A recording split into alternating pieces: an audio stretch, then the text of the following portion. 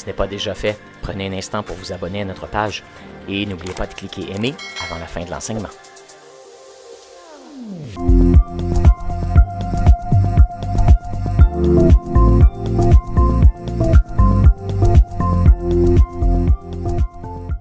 Ceci dit, ce matin, on va prendre l'offrande à la fin de la réunion et j'inviterai le frère Bergeron ce matin, Pierre Bergeron, mon père. J'en profite. Comme vous pouvez voir, votre pasteur profite du fait qu'il y a un prédicateur qui vient d'arriver à l'Église. Je fais bon usage. Hier, tu as prêché la semaine passée, tu as prêché cette semaine. Puis, merci de faire ça. Et puis, on est vraiment content ce matin que tu puisses nous bénir, alors qu'on parle de la générosité. On est en pleine campagne de financement pour 2 projets missionnaires. Et donc, on voulait là-dedans, dans cette période-ci, tant qu'à faire un projet comme ça, parler sur la générosité et cette vertu chrétienne de la générosité. Alors, sans plus tarder, bien, je vous laisse Merci, mon fils. Le micro. Le titre de ma prédication ce matin, c'est « Destiné à la générosité ». C'est important pour nous de savoir qu'en tant qu'enfants de Dieu, nous sommes destinés à être parmi les gens les plus généreux de la terre. Le Seigneur nous appelle à être parmi les gens les plus généreux sur la terre. Ce matin, on a eu 3 exemples de générosité. On a eu l'équipe de louanges. En passant, le batteur, là, j'espère que tu n'as pas d'arthrite parce que les poignets, ça y allait à matin. On a eu 3 bels exemples ce matin. L'équipe de louanges, les chantes, les musiciens ont fait part de leurs dons. Ils ont été généreux à partager avec nous leurs dons qui nous a permis de bénir et d'adorer le Seigneur. On a eu 2 consécrations. Vous savez, avoir des enfants, c'est un acte de générosité. OK? C'est l'abnégation de soi. OK? Alors, si vous avez des petits-enfants, moi, je vous le dis, je suis grand-parent 5 fois, c'est l'abnégation de soi. Il y a l'oubli de soi dans ce privilège de pouvoir élever des enfants. Et ensuite, on a nos trois grands qui s'en vont utiliser leurs dons pour bénir d'autres personnes. C'est un acte, encore une fois, de générosité. Mais juste avant de partager avec vous des principes bibliques sur un enseignement, j'espère, qui va révolutionner votre vie si vous mettez en pratique les principes que je vais partager, permettez-moi de vous démontrer quelques statistiques sur les tendances en philanthropie au Québec et au Canada. J'ai 2 diapos à vous montrer. Alors, voici ce que révèle une étude qui a été faite par une organisation, une firme qui s'appelle Épisode, qui se spécialise justement en philanthropie. Et elle a fait son étude en partenariat avec la firme Léger que nous connaissons très bien. Alors, l'édition 2024 partage un graphique qui révèle que le nombre des donateurs individuels est en baisse depuis les 10 dernières années avec, comme on voit sur l'écran, seulement un Québécois sur 2 qui est donateur.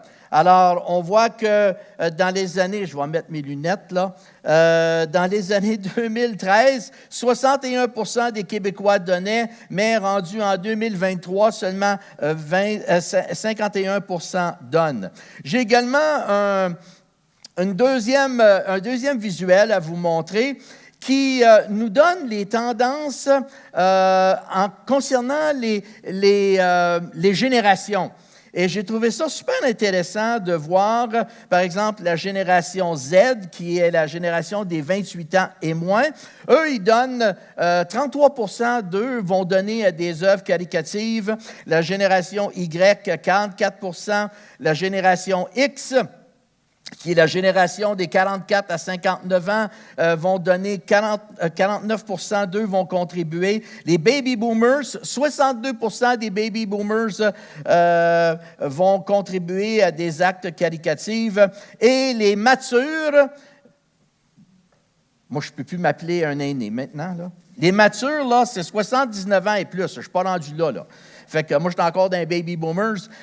Et eux, c'est 69% des matures qui donnent. On nous dit qu'en fin de compte, c'est les gens matures qui sont ceux qui supportent le plus les actes, les organismes caritatifs, et c'est eux qui soutiennent, en fin de compte, beaucoup de ces réseaux-là. Je regardais les montants qui étaient donnés. Alors, on nous dit que les gens matures donnent en moyenne 868 $ par année. Et je me suis dit, si une personne paye sa dîme, si un chrétien paye sa dîme, il a dépassé les matures. En fait, compte, il a dépassé toutes les générations. Fait que si vous payez votre dîme ce matin, vous êtes plus généreux que toutes les générations. Quand je regarde ces statistiques, je réalise en fin de compte que la société est loin de pratiquer le concept qui a été enseigné par John Wesley. Qui a déjà entendu le nom de John Wesley? OK? Oh, plusieurs d'entre vous, vous n'avez pas entendu le nom de John Wesley. John Wesley a été un prédicateur qui a prêché le réveil dans les années 1700 et c'est lui qui est le fondateur de l'Église méthodiste. Et en plus, il a été on peut dire, l'un des plus grands influenceurs du mouvement évangélique. Lorsque John prêchait, voici la manière qu'il parlait de la générosité. Il disait « Gagnez tout ce que vous pouvez, économisez tout ce que vous pouvez et donnez tout ce que vous pouvez. » Doit-on être surpris que les membres de l'Église méthodiste étaient reconnus pour leur contribution importante et constante à soutenir des œuvres caritatives comme les églises, les hôpitaux, les écoles et les plus vulnérables? En fin de compte, cette philosophie de générosité est en lien avec le texte que je veux utiliser ce matin pour vous parler de la générosité. Et mon texte, c'est celui de 2 Corinthiens au chapitre 9, les versets 6 à 11, si vous avez votre Bible avec vous. Je vais vous lire quelques versets pour débuter. On lit au verset 6, « Sachez-le, celui qui sème peu, moissonnera peu. Et celui qui sème abondamment, moissonnera abondamment. » Ça a de l'allure, hein? Si tu sèmes peu de graines de gazon sur ton parterre, tu vas avoir peu de gazon. Mais si tu en sèmes beaucoup, tu risques d'en avoir plus. Hein? C'est logique. Celui qui fournit de la semence au semeur en plus du pain pour sa nourriture, vous fournira et vous multipliera la semence. Et il augmentera les fruits de votre justice. Vous serez de la sorte enrichis à tout égard pour toute espèce de libéralité qui, par notre moyen, feront offrir à Dieu des actions de grâce. Chers amis, quand je lis ce verset, ou ces versets, je suis convaincu que le Saint-Esprit veut stimuler notre foi, notre entendement et notre engagement pour comprendre son intention concernant la générosité. Et la générosité telle qu'il est décrit dans ces versets. Remarquez bien les paroles. « Vous serez de la sorte enrichis ». Et quand il parle d'enrichissement ici, il ne parle pas seulement d'enrichissement monétaire. Hein? Pour ceux qui ont l'argent en tête, vous pouvez peut-être penser monétaire, mais il ne parle pas seulement d'être enrichi au niveau monétaire, mais il dit à tout point de vue. Donc, ce n'est pas juste monétaire, mais à tout point de vue de votre vie. Pourquoi? Pour faire toutes sortes d'actes de libéralité, de générosité, qui, par votre intermédiaire, feront monter des prières de reconnaissance et d'action de grâce envers Dieu. La générosité, mes amis, a des bienfaits spirituels. La générosité, en fin de compte, de pratiquer la générosité, c'est un acte d'adoration. C'est un acte d'adoration envers Dieu. Donc, je m'empresse de vous dire que l'enrichissement ou la prospérité conçue par Dieu dépasse l'aspect financier. J'ai entendu pendant des années, on appelait ça l'évangile de la prospérité, des gens qui avaient développé toutes sortes de formules, que le Seigneur allait, si tu donnais 100 $, le Seigneur allait te donner au centuple. Et tout l'accent était mis sur l'argent. Mais quand on voit la façon que Dieu a conçu la générosité, ça dépasse l'aspect financier. Et Dieu nous interpelle à être généreux dans tous les domaines de notre vie. Dieu veut que vous soyez généreux avec votre temps, vos talents, etc. Il est vrai que le contexte de l'enseignement de Paul, ici, dans 2 Corinthiens, au chapitre 9, est concernant une offrande pour répondre aux besoins des chrétiens de Jérusalem, mais le principe qui est enseigné par l'apôtre va au-delà du monétaire et s'adresse à notre attitude. Le principe s'adresse à notre prédisposition envers toutes les ressources que Dieu nous demande de gérer pour lui. Alors, dans le texte, Paul explique que le but de la prospérité que Dieu veut nous accorder n'est pas pour qu'on ait une vie de célébrité, d'autosatisfaction. Ce n'est pas pour qu'on dépense au maximum dans des plaisirs éphémères, mais plutôt Dieu veut que nous utilisions cette prospérité pour faire du bien aux autres, en promouvant les valeurs et le message du royaume de Dieu et en participant à créer une communauté bienveillante, une communauté qui va bénir son prochain. Le résultat, la Bible nous dit, sera des prières de reconnaissance et d'action de grâce qui vont monter vers Dieu. Alors, prenons quelques instants pour analyser un petit peu plus en profondeur le texte. Je trouve super intéressant que Paul encourage les chrétiens à Corinthe d'être généreux en leur rappelant au chapitre 8 la contribution des Macédoniens. Corinthe était super riche. C'était un environnement de commerce, il y avait de la richesse, mais les gens de la Macédonie, eux, vivaient dans un autre contexte.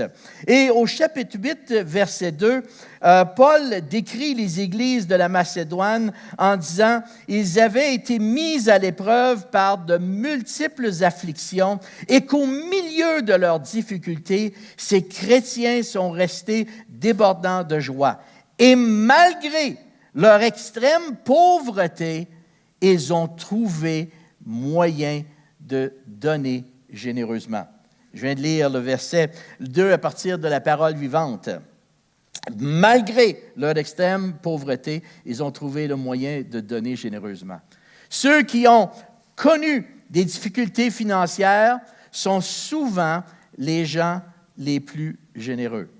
L'étude de la firme Épisode que j'ai partagée avec vous au début révélait que les immigrants de première et de deuxième génération sont souvent plus généreux que la moyenne des Québécois. Pourquoi? Parce que ces gens-là n'ont arraché. Parce que ces gens-là, quelqu'un a pris soin d'eux, quelqu'un les a aidés et eux, ils veulent donner au suivant. Quand on a souffert, quand on veut aider les autres, et c'est justement l'expérience des Macédoniens. En dépit de leur pauvreté, des difficultés qu'ils avaient, ils ont trouvé moyen d'être généreux. Alors, quels sont les principes que l'on peut apprendre de notre texte de 2 Corinthiens, le chapitre 9? Le premier principe, c'est celui que j'appelle le sacrifice égal. Est-ce que vous avez déjà entendu parler du sacrifice égal? En fin de compte, Jésus nous explique le sacrifice égal dans Luc chapitre 21, les versets 1 à 4. Et voici ce que nous dit le texte. Jésus leva les yeux et vit les riches qui mettaient leur offrande dans le tronc. Il vit aussi une pauvre veuve qui mettait 2 petites pièces. Alors il dit, « Oh, je vous le dis, en vérité, cette pauvre veuve a mis plus que les autres, car eux tous ont pris de leur superflu pour mettre des offrandes dans le tronc, mais elle a mis de son nécessaire tout ce qu'elle avait pour vivre. » Dans cette histoire, Jésus honore cette veuve, non parce qu'elle a donné un gros montant en comparaison avec les autres, mais plutôt parce qu'elle en avait gardé si peu. Certaines personnes pourraient traiter cette veuve d'être irresponsable, mais Jésus la considère comme une personne vraiment généreuse. Car la règle que Jésus utilise pour mesurer la générosité n'est pas la grosseur du montant qu'une personne donne, mais plutôt le montant qu'elle garde pour elle-même. Ce n'est pas la grosseur du montant donné, mais le montant que nous gardons pour nous-mêmes.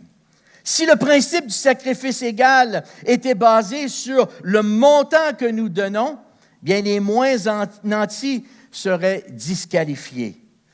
Mais Jésus enseigne que tous peuvent participer au sacrifice égal si celui-ci est basé sur le montant que nous gardons plutôt que le montant que nous donnons. Donc, dans cette histoire, ce n'est pas les riches avec leur gros sac d'argent qui avaient donné le plus, mais c'était plutôt cette veuve avec ses 2 petites pièces d'argent. J'ai lu il y a quelques années l'histoire d'un dénommé Henry de Montherlant qui a écrit « La générosité, c'est toujours le sacrifice de soi ». L'histoire de Henry est intéressante.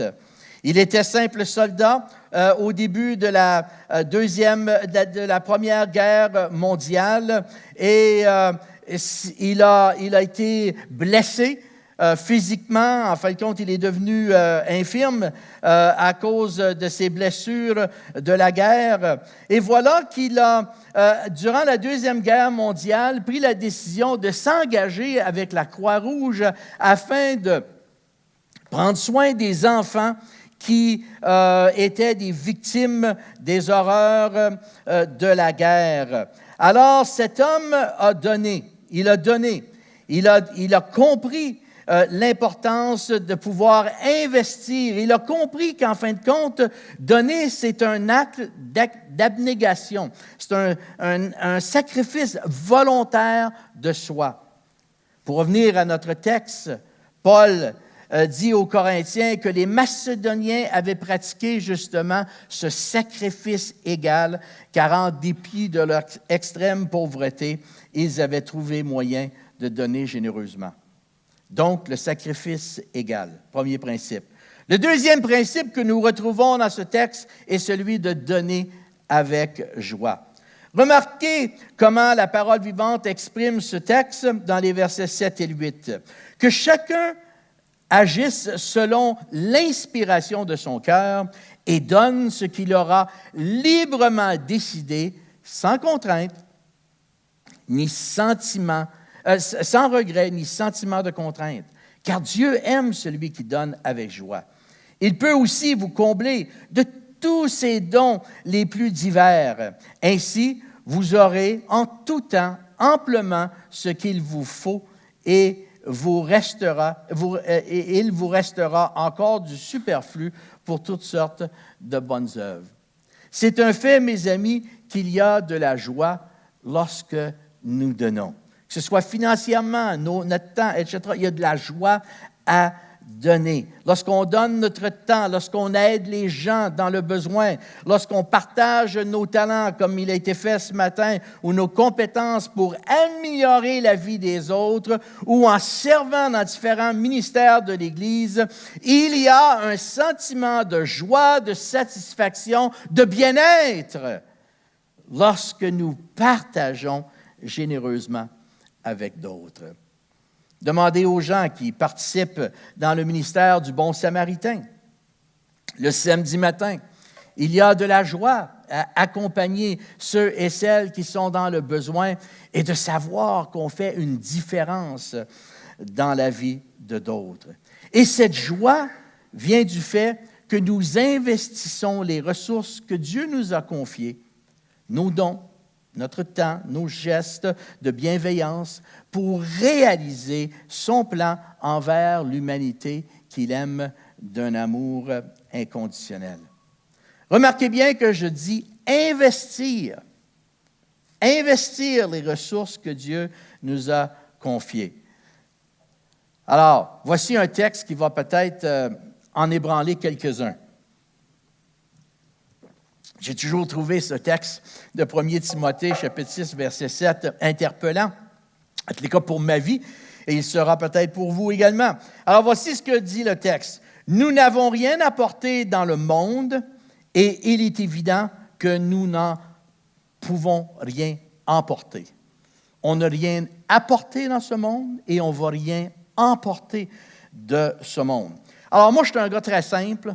Si je fais un petit calcul mathématique, si je n'ai rien apporté, ça veut dire que j'ai apporté 0 dans ce monde. Et si je ne vais rien emporter, ça veut dire que je vais emporter 0 dans ce monde. Donc, 0 plus 0, ça égale quoi? 0. En fin de compte, ce n'est pas mes ressources, c'est les ressources de Dieu. C'est les ressources de Dieu. En tant que chrétiens, nous sommes tous des intendants. Nous sommes tous appelés à gérer et à investir les ressources que Dieu nous a confiées. Est-ce que vous avez déjà dit, mon auto, ce n'est pas mon auto, c'est l'auto de Dieu? Je vous le dis tout de suite, vous prenez un risque si vous dites ça. Parce que fort probable que Dieu va s'organiser pour que vous soyez la personne qui va emmener une autre personne à l'église le dimanche parce qu'elle n'a pas moyen de transport. Mais étant donné que ce n'est pas votre voiture, on va le faire. Ah, c'est pas ma maison, c'est la maison de Dieu. C'est facile à dire, hein? Oui, mais à un moment donné, quelqu'un risque de cogner à votre porte et demander s'ils peuvent être hébergés chez vous. Ah, écoutez, oui, on est là pour gérer les biens de Dieu.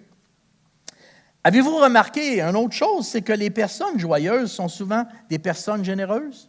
Avez-vous remarqué que des personnes joyeuses, c'est souvent des gens qui sont généreux avec leurs ressources? J'ai jamais rencontré une personne généreuse qui bougonnait.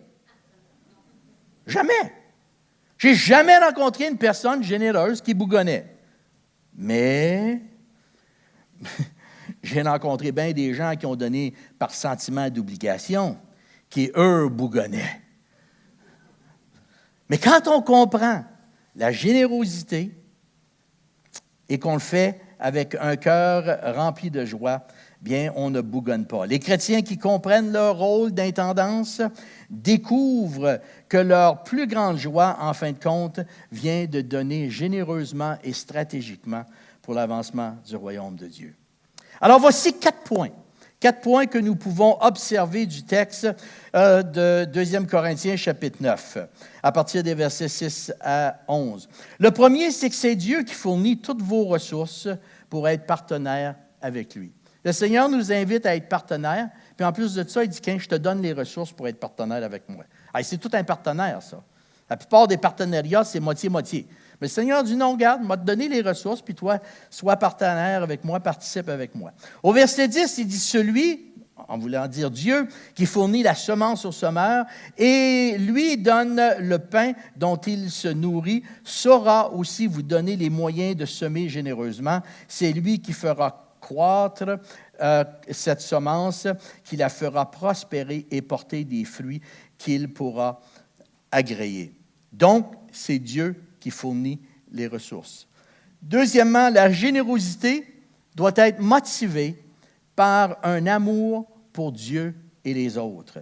Au verset 12, Paul dit, « Ce service inspiré par l'amour ne pourvoira pas seulement aux besoins du peuple de Dieu, il sera encore la source de riches bénédictions en suscitant fervente action de grâce envers Dieu. » Notre motivation, lorsqu'on veut être généreux, est de donner avec un cœur rempli d'amour pour Dieu et pour notre prochain. La troisième chose qu'on apprend, c'est que l'Esprit Saint et la parole de Dieu nous guident dans une utilisation sage de nos ressources. Au verset 13, Paul dit, « Par ce service, vous faites vos preuves. Vous démontrez en voyant votre soumission à Dieu et à sa parole à combien fidèlement vous obéissez à l'Évangile que vous professez. » La générosité, mes amis, nous permet d'ajouter des gestes à nos paroles. C'est facile de parler. À notre ancienne église, j'avais un collègue, lorsqu'il prêchait, il utilisait souvent l'expression « il faut ajouter tes bottines à tes babines ». Hein, c'est facile de dire des choses, mais de ne pas le faire. Bien, lorsqu'on exerce la générosité, ça nous permet de poser des gestes concrets à nos paroles. Et ces gestes deviennent des actes d'adoration envers Dieu. Quatrièmement, donner généreusement nous apporte une joie incommensurable. Le verset 7 dit « Il y a de la joie à donner librement, sans regret ni sentiment de contrainte. » Comment doit-on donner? Bien, on doit donner librement. On doit pratiquer la générosité, pas en termes d'obligation, de devoir, mais parce qu'on fait le choix. Parce qu'on fait le choix. Avec les ressources que Dieu nous donne, on fait le choix de les mettre également au service des autres, sans regret ni sentiment de contrainte. Une autre leçon que ce texte nous enseigne, c'est que le donateur généreux et joyeux reconnaît et adopte les principes suivants. Le premier principe, c'est qu'on reconnaît que Dieu est le plus grand donateur de tous. Dieu est le plus grand donateur de tous. Tout ce que nous recevons vient de Dieu. Et cela nous est confié pour répondre à nos besoins personnels, aux besoins de notre famille. On ne sacrifie pas notre famille pour donner aux autres. Donc, on répond, on assume nos responsabilités envers notre famille, mais ensuite, on veut investir dans le royaume de Dieu. Le verset 8 dit « Dieu peut aussi vous combler de tous ses dons les plus divers. Ainsi, vous aurez en tout temps amplement ce qu'il vous faut pour satisfaire vos besoins et il vous restera encore du superflu pour toutes sortes de bonnes œuvres. » Donc, Dieu est le plus grand donateur. Deuxièmement, être récipiendaire de grandes bénédictions comme celle d'avoir des ressources amène également des responsabilités. Durant la pandémie, les gens parlaient beaucoup de liberté et j'ai publié un blog qui disait « Il n'y a pas de liberté sans responsabilité. » Il faut s'entendre. On ne peut pas crier liberté sans responsabilité. Le verset 10 dit « Celui qui fournit de la semence au semeur multipliera la semence et il augmentera les fruits de votre justice. » Être béni par Dieu avec des ressources, avec des biens, avec des talents, avec des dons, avec des compétences, nous place dans une position de grande responsabilité à utiliser judiciairement et faire fructifier ce que Dieu nous a confié. On ne garde pas ces choses-là pour nous. Pierre est clair dans son épître lorsqu'il dit « Chacun a reçu un don. » Pourquoi? Pour le mettre au service des autres. Car un jour, nous serons imputables et nous devrons rendre compte à Dieu de la manière qu'on a géré les ressources qu'il nous a confiées. C'est la raison pour laquelle, le troisième point, c'est Dieu demande que nous soyons des intendants sages et généreux. Quatrièmement, des intendants chrétiens comprennent le lien entre leur possession et leur foi. Donner généreusement, c'est un acte de foi que Dieu va utiliser pour bénir et faire progresser son royaume. Alors, lorsque les croyants utilisent leurs ressources à bon escient pour l'avancement du royaume de Dieu, Dieu les récompense en leur donnant encore plus de ressources parce qu'ils ont démontré qu'ils pouvaient être fidèles. Le Seigneur pouvait leur faire confiance, fidèles, et qu'il allait les faire fructifier. Alors, si vous voulez avoir plus de ressources, une bonne question à vous poser, c'est qu'est-ce que je fais maintenant avec ce que j'ai? Qu'est-ce que je fais? De quelle manière que j'utilise, que je gère les ressources que j'ai présentement? Je trouve intéressant que dans ce texte de Corinthiens, Paul fait un lien comme j'ai mentionné au début, entre l'intendant et l'agriculteur. Il mentionne qu'un bon agriculteur sème généreusement de la semence afin d'assurer une récolte abondante. Je suis convaincu qu'on veut une semence abondante. On ne peut pas récolter ce qu'on n'a pas semé. Et ceci m'amène à me poser la question, pourquoi certains chrétiens ont-ils tant de difficultés à être généreux? Je suis convaincu que souvent le problème est une question d'attitude et de disposition. Parfois, des gens sont paralysés par la peur de ne pas en avoir assez. Et nous savons tous que l'émotion de la peur est le contraire de la foi et que la peur ne vient pas de Dieu.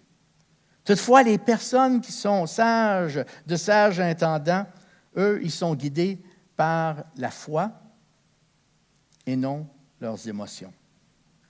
Elles ont une mentalité d'abondance. Elles croient qu'il y a suffisamment de semences pour semer abondamment et elles sont convaincues que la récolte viendra et multipliera leurs ressources. Dans une de mes formations en leadership, j'enseigne le tableau que vous avez à l'écran sur les deux attitudes, les deux dispositions des personnes. Les personnes avec une mentalité de pénurie et les personnes avec une mentalité d'abondance. Et dans l'Église, j'ai rencontré les deux. Alors, celui qui a une mentalité de pénurie, c'est une personne qui a tendance à être réactive. Elle a peur d'en manquer, elle va réagir à ses émotions, ses sentiments, à ce qu'elle entend. Elle aime le statu quo, il ne faut pas trop brasser, là, il ne faut pas trop avoir de changement. Elle se concentre sur ses droits. Elle va accumuler continuellement. Elle gère dans l'optique de ne rien perdre. Elle a peur de perdre. Elle pense en termes de gagner ou de perdre. Elle a tendance également à stagner. Elle va se concentrer sur les problèmes au lieu de se concentrer sur les opportunités. En fin de compte, la personne qui a une pensée ou une mentalité de pénurie, souvent est esclave de son passé. Les mauvaises expériences ou les expériences difficiles de son passé, et elle va vivre dans la peur. Remarquez bien le contraste avec la personne qui a une mentalité d'abondance, qui croit que Dieu est généreux, que Dieu veut aider, que Dieu veut l'utiliser. Cette personne-là, elle est proactive. Elle va chercher les opportunités pour bénir au travers de ce que Dieu lui a donné, toutes ses ressources, ses dons et la façon que le Seigneur l'appelle à servir dans le monde. Elle accepte le changement. Elle veut autonomiser les gens. Elle va investir continuellement dans les autres. Elle cherche des moyens pour progresser. Elle pense en termes, pourquoi? Perdant-gagnant. Non, tout le monde peut être gagnant. On peut tous gagner dans cette situation. Elle a tendance à se multiplier, elle se concentre sur les possibilités. Et au lieu de vivre dans le passé, elle envisage l'avenir. Elle voit un avenir glorieux que le Seigneur veut lui donner et elle vit par la foi. Alors, ma question pour vous ce matin, c'est vous. Quelle est votre prédisposition? Est-ce que c'est une mentalité de pénurie ou une mentalité d'abondance? Comme j'ai dit au début, Paul a encouragé la générosité parmi les Corinthiens en citant celle de l'Église de Macédoine. Je trouve ça vraiment génial, la manière que Paul fait ça. Il va encourager une Église qui est riche en utilisant une Église qui est pauvre, qui a vécu la pauvreté et des difficultés pour illustrer la générosité. Alors, voici quelques faits saillants qu'on peut retrouver avec les églises de la Macédoine. Et peut-être que vous, dans votre vie personnelle, vous allez pouvoir vous identifier à quelques-uns de ces points. Ces églises avaient des ressources financières qui étaient très limitées. Ce n'étaient pas des gens qui vivaient dans la richesse comme Corinthe. Pourtant, elles ont fait preuve d'une mentalité d'abondance en donnant généreusement et joyeusement. Elles ont donné au-delà de leur superflu. Donc, ils ont exercé l'abnégation, le sacrifice de soi. Elles ont donné volontairement, sans coercition ni contrainte. Elles désiraient collaboré en partenariat avec Paul pour l'avancement du royaume de Dieu et elles sont devenues des modèles pour les autres églises qui les entouraient. Et savez-vous quoi? 2000 ans plus tard, on est encore en train de raconter l'histoire des églises de la Macédoine. Leur générosité touche encore, leur générosité est utilisée pour nous stimuler notre foi et notre action 2000 ans plus tard. Alors, en conclusion, permettez-moi de vous rappeler le verset 12 de notre texte qui nous dit que la générosité doit être inspirée par un amour pour Jésus et les autres. Et cet amour, en fait, c'est cet amour qui alimente notre générosité et qui vient briser le pouvoir de la cupidité dans nos vies. Ce processus, mes amis, je vous le dis par expérience, c'est un processus qui est progressif. Je me souviens la première fois que j'ai fait un chèque, que j'ai signé un chèque de 100 $ pour un projet missionnaire. Hey, je me disais, boy, c'est un gros montant, ça, 100 $ pour un projet missionnaire. Mais ce don m'a encouragé plus tard à en signer un de 2000, de 500, de 1000. J'ai découvert qu'une fois que tu mets en pratique la générosité, wow, le Seigneur te bénit pour être généreux. Pas parce que je suis riche, je vis sur le tiers d'une pension militaire, mais j'aime donner. J'aime donner de toutes les façons possibles. J'ai découvert que la générosité se développe progressivement. Soit qu'une personne suit les étapes et devient généreuse, ou bien elle garde ses ressources pour elle-même et elle se dit, bien, un jour, je serai généreux. Bien, je vous le dis, moi, le un jour ou plus tard viendra rarement. Alors, en terminant, voici quelques idées pour stimuler votre générosité. Premièrement, demandez à Dieu sa sagesse et sa faveur pour être sage.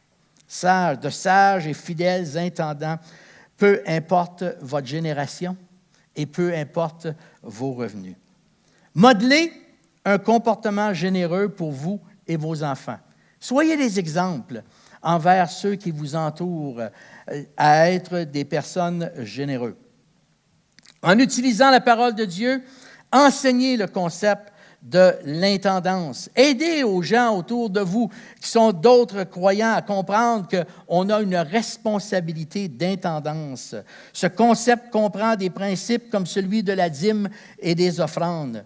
La dîme dans le Nouveau Testament n'est pas le maximum que nous devons donner. En fin de compte, c'est le début. C'est le début. Pourquoi? Parce que la Bible, elle, l'Ancien Testament met une grosse emphase sur la dîme. Dans le Nouveau Testament, il dit, sans négliger la dîme, soyez généreux. Donc, c'est le début. Ce n'est que le début. Malachie, chapitre 3, le verset 10, dit « Apportez à la maison du trésor toute dîme, afin qu'il y ait de la nourriture, des ressources dans ma maison. » Alors, quel est l'objectif des dîmes? L'objectif des dîmes, c'est le fonctionnement, le déroulement de notre assemblée locale. Et ensuite, on a des offrandes, et les offrandes, c'est pour des projets missionnaires et pour différents ministères. Et permettez-moi une petite parenthèse, parce que dans mes 51 ans de ministère, j'ai plus qu'une fois entendu des gens dire « Ah, ben j'ai décidé de retenir ma dîme cette semaine, puis je vais la donner au projet missionnaire. » Savez-vous quoi? La dîme ne vous appartient pas, ça appartient au Seigneur. Elle appartient à la maison de Dieu.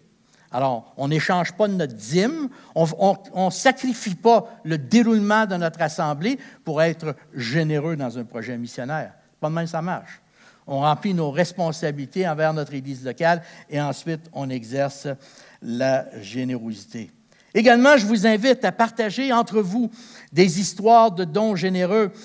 et la façon que vous avez utilisé vos ressources, les expériences que vous vivez lorsque vous êtes généreux, que ce soit avec vos ressources financières ou avec vos dons, avec vos talents. C'est quoi? Quel est le fruit de cette générosité-là? Et pourquoi partager entre nous? Parce que lorsqu'on entend l'histoire de quelqu'un d'autre, ça stimule notre foi à dire, « Seigneur, si tu l'as fait pour cette personne, tu peux le faire également pour moi. » Partagez également les bienfaits de la générosité.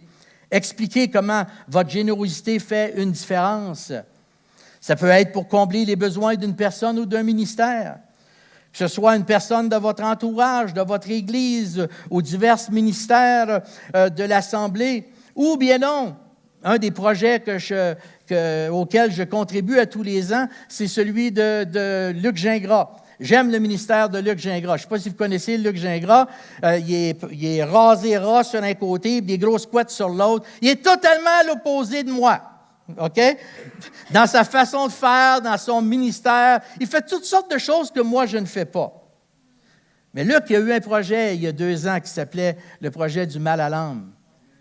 C'est peut-être certains d'entre vous, vous avez contribué, ou ce qui a fait un CD, et il y avait des émissions de radio qui touchaient au suicide. Et Luc cherchait des ressources pour son ministère, et on a contribué, depuis ce temps-là, on contribue régulièrement à son ministère. Je contribue à un ministère que moi, je ne peux pas faire. Quelqu'un qui est différent de moi. Pourquoi? Parce que lui est en train de faire quelque chose dans le royaume de Dieu que moi, je ne peux pas faire. Donc, je vais contribuer à son ministère. Alors, peut-être pour combler les besoins d'une personne. Peut-être aussi, c'est parce que vous avez eu l'occasion d'être généreux et que ça a eu un effet dans la vie de personnes. Louise, il y a plusieurs années, on a accueilli chez nous pendant 8 mois, Pascal va s'en souvenir sans doute, pendant 8 mois, une des sœurs de Louise, son mari et ses 4 enfants, puis elle est enceinte du 5e.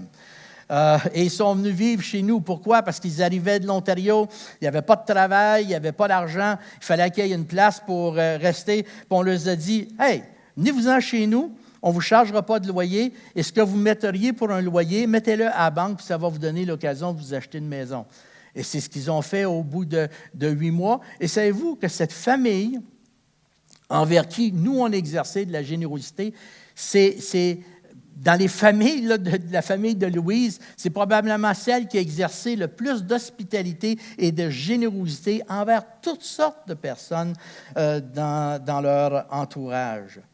Il faut raconter des histoires, d'expériences qu'on a vécues. Comment est-ce que la générosité a touché, a fait la différence dans la vie de gens. Lorsqu'on partage ces histoires, ça l'encourage, ça stimule notre foi. Bref, le verset 15 du texte nous dit « Grâce soit rendue à Dieu pour son don ineffable ». Bien, ce verset, mes amis, nous rappelle que nous avons tous été l'objet de la grande générosité de Dieu. Et en fin de compte, cette générosité dans la vie de Jésus qui a donné sa vie sur la croix pour notre salut. Quelle abnégation de la part du Seigneur. C'est un fait que nous ne pourrons jamais donner plus que Jésus. Mais savez-vous quoi? On peut donner avec un cœur animé par le même amour que celle de Jésus. On revient à cette pensée de l'amour. C'est moi ici à l'Église, on l'a entendu aux annonces. Moi, ça fait 3 semaines que Louise et moi, on est arrivés à Sherbrooke. Ça fait 3 semaines que j'entends les annonces pour 3 000 $. Puis je me dis, comment ça se fait que dans 3 semaines, on n'a pas eu le temps, on n'a pas réussi à ramasser 3 000 $? Alors, moi, ce matin, je pense, je crois, que le Seigneur va nous permettre de ramasser non seulement le montant, mais on pourrait facilement, avec les gens qu'il y a ici ce matin, là, je ne connais pas vos situations, là, mais je sais très bien, pour avoir été pasteur pendant une 50aine d'années, que dans nos églises, il y a des gens, si tout le monde participe, ce matin, on peut facilement doubler et tripler le montant et bénir l'œuvre de Dieu. Oh, il y a une personne qui a dit « Amen ». Je ne sais pas c'est qui. Alors, je suis certain que lui et moi, parce que moi, mon enveloppe est prête. Ce que je vous prêche, je le pratique. OK? Je ne vous prêche pas une prédication puis vous dire faites-le. Non, non. Je donne l'exemple. Alors, il y a une personne et moi qui croient que ce matin, le Seigneur peut doubler, tripler. Et je suis convaincu que les autres, ça vous travaille un peu dans l'âme, là, hein? L'Esprit de Dieu est là, puis ça vous travaille. Cette Église fait toutes sortes d'efforts, mes amis, pour aider des gens à trouver la guérison intérieure, pour vous aider à découvrir vos dons, votre mission de vie, pour comprendre de quelle manière vous pouvez servir et être une bénédiction. Vous avez des ministères pour aider des gens dans des situations précaires. Et moi, je vous invite à vivre la bénédiction de la générosité envers l'œuvre de Dieu. Et c'est pour ça que j'ai dit à Pascal, on va prendre l'offrande après la prédication, pas avant. Parce que je veux vous donner une opportunité de pratiquer. Et si vous me dites, ah bien, c'est comme quand le gars arrive avec sa petite tasse au coin de la rue, il brasse à vous de la monnaie et votre réponse c'est, oh non, aujourd'hui on a juste des cartes, bien faites-vous-en pas, il y a un terminal à la sortie, ça s'appelle l'Interact, et vous pouvez donner par le terminal. Il y a toutes sortes de moyens que vous allez pouvoir ce matin. Si Dieu suscite dans votre cœur un désir de faire partie de ceux qui vont expérimenter la générosité, bien, je vous invite à contribuer avec nous et je suis convaincu qu'on va recueillir davantage de ce qu'on a besoin pour être capable de faire encore plus pour l'avancement du royaume de Dieu. Alors, j'invite les placeurs à bien... les préposés à bien vouloir s'approcher. Je ne sais pas qui sont les préposés ce matin, là, mais...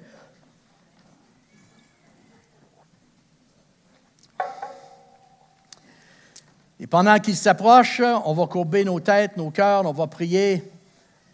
Seigneur, merci pour ta parole qui nous enseigne. Tu n'es pas un Dieu qui nous tord le bras, tu n'es pas un Dieu qui veut nous forcer. Seigneur, tu veux qu'on prenne qu'on fasse des choix et qu'on prenne des décisions. Et ce matin, on veut faire le choix d'être généreux. Que ce soit généreux, Seigneur, comme la veuve qui a donné quelques sous, ou bien donc comme d'exercer une générosité parce qu'on en a plus. Seigneur, on veut exercer le sacrifice égal ce matin. On veut donner sans contrainte, de bon cœur, avec joie, et dire cette offrande que nous te donnons, c'est à toi, c'est l'avancement de ton royaume que nous la donnons, parce que nous savons, Seigneur, que ce que nous contribuons à l'Assemblée, à la maison de l'Éternel, a un effet de transformation dans la vie des gens. On veut être des personnes qui font la différence.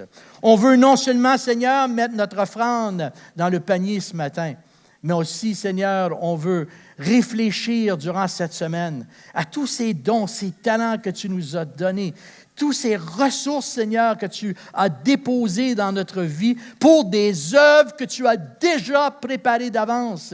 Seigneur, aide-nous à faire le pas de foi, d'aller de l'avant, Seigneur, et de dire, prends ce que tu nous as donné. Aide-nous, Seigneur, à comprendre la parole que l'ange a donnée à Gédéon lorsqu'il a dit, va avec ce que tu as. Alors, Seigneur, aide-nous cette semaine à comprendre qu'est-ce que tu nous as donné afin que nous puissions aller et être généreux avec toutes les ressources que tu as mises à notre disposition pour gérer pour l'avancement de ton royaume. Dans le précieux nom de Jésus. Amen.